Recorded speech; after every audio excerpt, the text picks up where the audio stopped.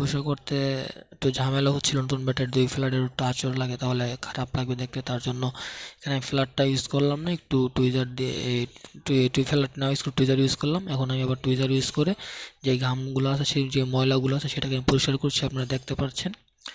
আপনার যেটা দিয়ে কাজ করতে আপনি কমফোর্টেবল ফিল করবেন, যেটা দিয়ে কাজ করলে আপনার বেটার হবে আপনি সেটা দিয়ে কাজ করবেন। আমি টুইজার ফ্ল্যাট দিয়ে কাজ করছি, আপনার যদি টুইজার দিয়ে কাজ করে কমফোর্টেবল ফিল করেন আপনি টুইজার দিয়ে কাজ করবেন।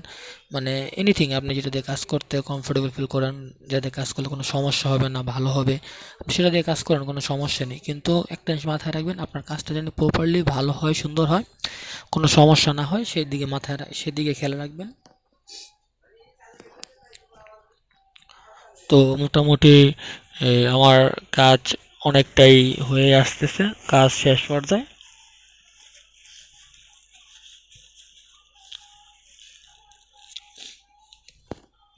আমি ভালোভাবে পরিষ্কার করে নিচ্ছি একটা কারণে, যাতে করে পিসের ব্যাক শেলটা সুন্দরভাবে বসে, পিসের ব্যাক শেল বসাতে গিয়ে যেন কোনো সমস্যা না হয় তার জন্য।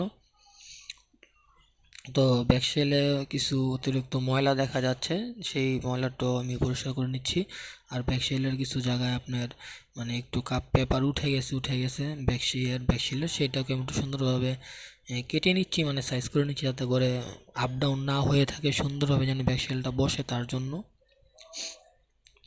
মানে এক কথায় কি, মানে একটা কাজ যত আপনি পরিপাটিভাবে করতে পারবেন, গুছিয়ে, কাজটা কিন্তু তত সুন্দর হবে। তো আমিও চাই সব সময় যে কাজটা যেন পরিপাটিভাবে সুন্দরভাবে গুছিয়ে করতে পারি, যেন কাজটা সুন্দর হয়। আর সবচেয়ে বড় কথা হচ্ছে টেকনিশিয়ান ভাইয়েরা কম বেশি ব্যাপারটা জানেন, এই কাজটা হচ্ছে খুবই সেনসিটিভ, খুবই নিখুঁত, যে কাজটা খুব গুরুত্ব দিয়ে করতে হয়, তা না হলে বেসিক্যালি সমস্যা হয়ে যায়। তো আপনারা দেখুন, এখন আমি যেই ভ্যাকসেলটা লাগাবো, ভ্যাকসেলটা লাগানোর জন্য আমি গাম ইউজ করছি। আর গাম ইউজ করার কারণ হচ্ছে, কারণ ভ্যাকসেলটা লাগানোর পর গাম দিয়ে ভ্যাকসেলটা সুন্দরভাবে বসে যাবে, তার জন্য গাম ইউজ করতেছি। আর গাম ইউজ করার সময় মাথায় খেয়াল রাখবেন সকল টেকনিশিয়ান ভাইয়েরা, অতিরিক্ত গাম ইউজ করবেন না। অনেক টেকনিশিয়ান ভাই আছেন অতিরিক্ত গাম ইউজ করেন, যে অতিরিক্ত গাম ইউজ করলে হয়তো ভালো হবে, তার জন্য অতিরিক্ত গাম ইউজ করেন, সেটা করবেন না। পরিমাণ মতন গাম দিবেন, অল্প গাম দিবেন, দেখবেন শুকালে সেটাই অনেক হয়ে যায়, সেটা আর খোলা যায় না, এটা আমরা সবাই জানি, তার জন্য অতিরিক্ত গাম দিবেন না। তো এখন আমি ফিঙ্গারের যে রেবনটা সেটাকে আমি সুন্দরভাবে লাগিয়ে নিচ্ছি। তো ফিঙ্গার রেবনটা সুন্দরভাবে লাগানো হয়ে গেছে, এখন আমি ব্যাক শেলটাকে সুন্দরভাবে বসিয়ে নিলাম। এখন আমি যেহেতু ব্যাক শেলটা সুন্দরভাবে বসিয়ে গেছে, ফোনটা চালু আছে, কোনো সমস্যা নেই। এখন আমি কি করে দেখুন, এখন আমি রাবার লাগিয়ে নিচ্ছি। রাবার লাগার কারণ হচ্ছে রাবারের প্রেসারে পিসের ব্যাকশেলটা যেটা খোলা হয়েছে, গাম দেওয়া হয়েছিল, সেটা সুন্দরভাবে বসে যাবে, কোনো সমস্যা হবে না, তার জন্য এই রাবারটা লাগানো। আমি উপরে একটি রাবার লাগিয়েছি, নিচে একটি রাবার লাগিয়েছি। এখন আমি মিডল যে অপশন আছে সেই মিডল অপশনের রাবারটা লাগাচ্ছি।